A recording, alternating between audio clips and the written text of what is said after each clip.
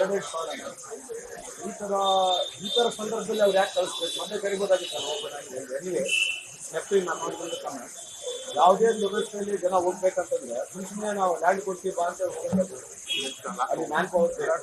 ಅದರ್ತಕ್ಕಂಥ technical experience I don't say it is not very challenge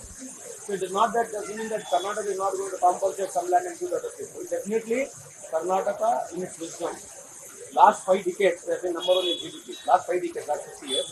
Likewise, not trying to speak anti-about the state, we will find a solution. Since the farmer had got a strong opinion, this land should not be given to industry. For this, the government came himself has agreed. And we have voluntarily told if any farmer wants to give a land, he can give. It doesn't mean that the project is scrapped.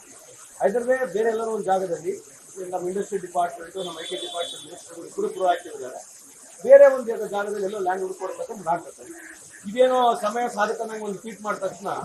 ನೀವು ಇದನ್ನ issue ಮಾಡಬಾರ್ದು ಅಂತ ಯಾಕಂದ್ರೆ nothing ಅಲ್ಲ you should not ask him why did you tweet him ನಾವು ಯಾರು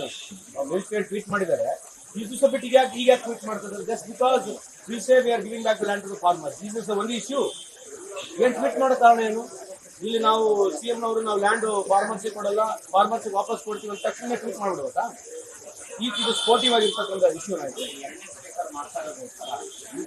ಇದು ಆ ತರ ಮಾಡಿದ ತಕ್ಷಣ ಡೆವಲಪ್ಮೆಂಟ್ ಆಗ್ತಂತ ಅವ್ರು ತಿಳಿಲಿದ್ರೆ ಗುಡ್ ಲಕ್ ನಾವೇನು ಹೇಳ್ತಾರೆ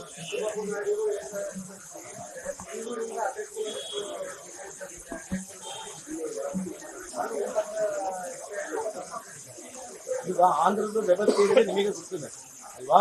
ಸೊ ಅದ್ರ ಬಗ್ಗೆ ನಾವು ಚರ್ಚೆ ಮಾಡಕ್ ಬೇಡ ಅವ್ರು ಏನ್ ಟ್ವೀಟ್ ಮಾಡ್ತಕ್ಕಂಥ ಉದ್ದೇಶ ಏನಿದೆ ಸರ್ ನಾವು ಜಸ್ಟ್